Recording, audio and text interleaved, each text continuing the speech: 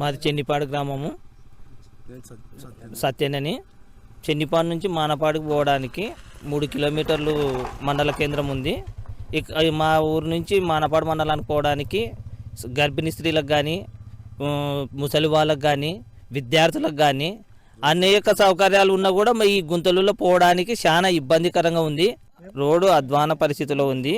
పాము కొరికినా, పానాలు బాలేకపోయినా తీసుకొని అంబులెన్స్లో తీసుకొని పోవడానికి టైము సేవ్ అవ్వటం లేదు.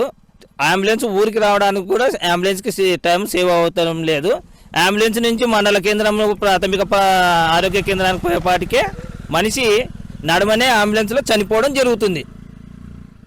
దీనివల్ల రోడ్డు సౌకర్యం బాగా ఉంటే అన్ని రాకపోక సౌకర్యాలు జరుగుతాయి, బస్సులు సౌకర్యాలు జరుగుతాయి, ఆర్థిక అభివృద్ధి అనేది జరుగుతుంది. అడుగు తీసి అడుగు పెట్టడానికి కూడా ఆస్కారం లేదు. 3 కిలోమీటర్లు అంటే 30 కిలోమీటర్ల దూరమైనట్టు ఉంది.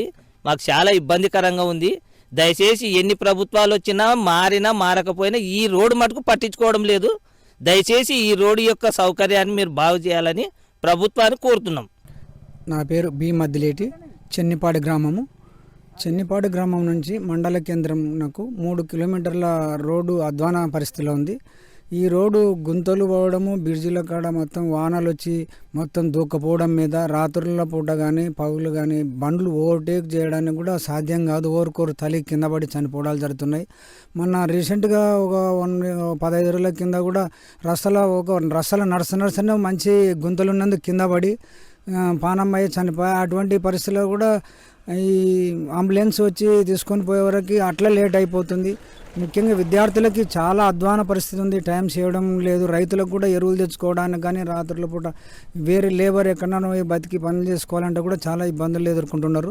కాబట్టి ఈ ప్రభుత్వం దృష్టిలో ఉంచుకొని, ప్రజల సమస్యలను దృష్టిలో ఉంచుకొని ఈ రోడ్ని బాగా చేయించగలరని కోరుచున్నాము ప్రభుత్వాన్ని.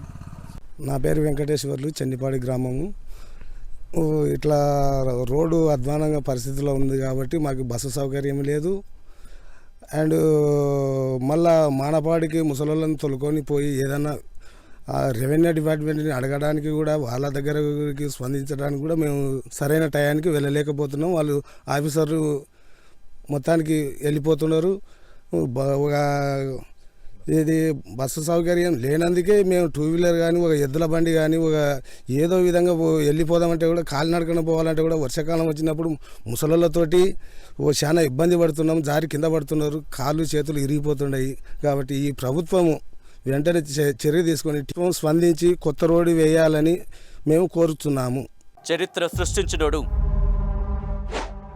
ఇప్పుడు ఆ చరిత్రని తిరగరాయబోతున్నాడు. అబద్ధాల గోడల్ని బద్దలు కొట్టి నిజాలను రాగా మీ ముందుంచబోతున్నాడు. నిజమైన వార్తల కోసం వెంటనే డౌన్లోడ్ చేసుకోండి రా యాప్ని.